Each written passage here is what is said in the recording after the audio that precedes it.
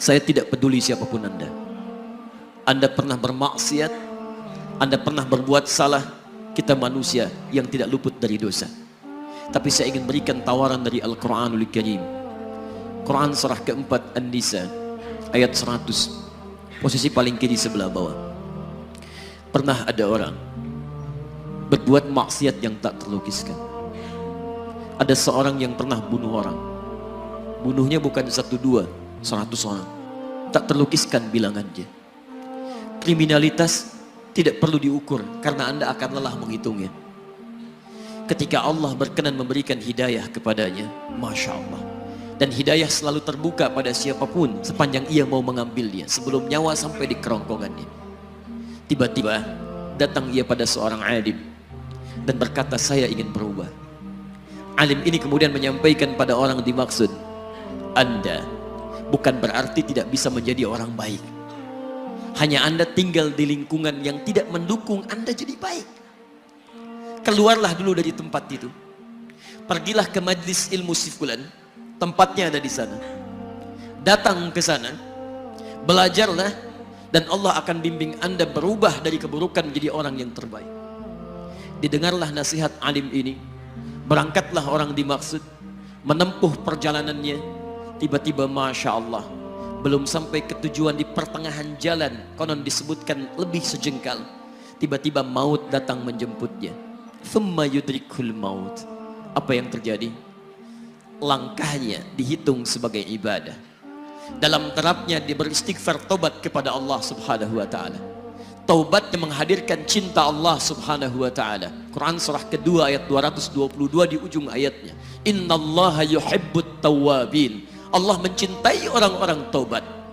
Dan cinta Allah menghadirkan ampunan bagi seluruh dosanya. Quran surah ketiga Ali Imran ayat 31, paling kiri sebelah atas. Qul in kuntum tuhibbunallaha fattabi'uni yuhibbukumullah. Allah cintai orang yang mau taat pada Rasulnya. Lihat, ketika Allah mencintai seorang hamba, wa yaghfir lakum dzunubakum, Allah ampuni seluruh dosa-dosanya. Derap langkahnya menghadirkan istighfar, taubatnya menghadirkan cinta Allah menghadirkan seluruh ampunan bagi dosa-dosa yang ia miliki. Maka apa yang terjadi? Di tengah perjalanan maut menjemputnya, thumma yudrikhul maut faqad waqa'a ajruhu 'ala Allah. Dan pahala diberikan kepada orang tadi. Di jalan, maaf, maut datang, taubat diterima, dosa diampuni, dan amalan didapati dengan derap langkahnya. Maka apa yang terjadi? Thumma yudrikhul maut faqad waqa'a ajruhu 'ala Allah. Pahalanya dituliskan oleh Allah, dakhalal jannah, kata Nabi, masuk surga orang ini. Anda bisa bayangkan, pernah bunuh orang 100 orang, mabuk tak terlukiskan, kriminalitas tak perlu dihitung. Ketika dia mau bertobat, datang ke majlis ilmu, Masya Allah, meninggal di tengah jalan, kata Nabi, dakhalal jannah. Bertobat diampuni dosanya, derap langkahnya ada pahalanya, dakhalal jannah. Turun ayat untuk melukiskan tawaran yang sama kepada kita. Wa may yuhajir fi sabilillahi yajid fil ardi muraghaman katsiran was'a. Siapapun yang mau berubah kembali pada ketentuan jalan Allah, kalau dia masih punya batas-batas kehidupan, kami akan berikan kelapangan di sisa hidupnya dan kelimpahan-limpahan kenikmatan selama dia hidup. Wa may yakhruj min baitihi muhajiran ilallahi wa rasulih. Namun bila ada di antara mereka baru ingin berhijrah, ingin berubah jadi lebih baik dalam pandangan Allah dan Rasulnya, tiba-tiba thumma yudrikul maut, baru keluar dari tempat dia tinggal, belum sampai ke tempat dia belajar, datang maut menjemputnya, faqad waqa'a ajruhu 'ala Allah.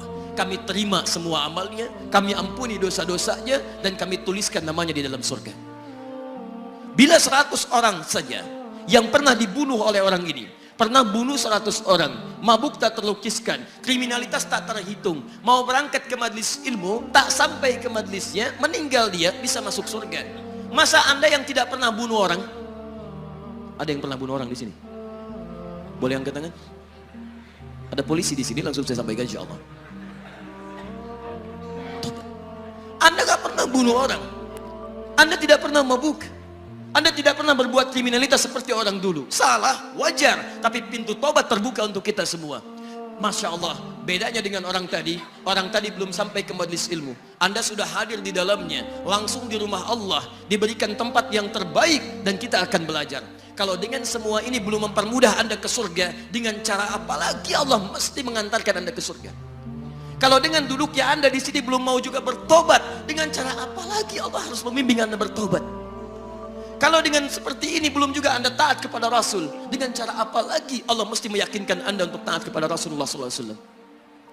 Karena itu teman-teman sekalian, mari kita pelajari ilmunya, dan dengan ilmu itu akan membimbing kita insya Allah kembali kepada Allah sampai mengajak keluarga kita ke surga insya Allah.